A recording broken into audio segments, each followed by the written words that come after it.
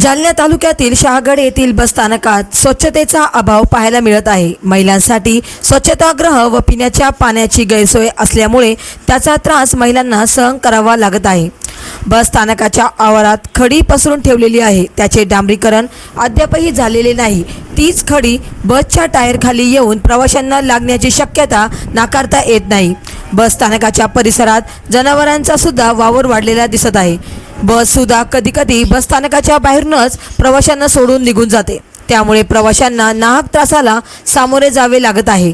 बस स्थानकात स्वच्छतागृह आणि स्वच्छता मोहीम राबवण्यात यावी अशी मागणी सर्वसामान्य नागरिकांकडून केली जात आहे। महाराष्ट्र वाईब न्यूज प्रतिनिधी गणेश राऊत, शहागड, जिल्हा जालना।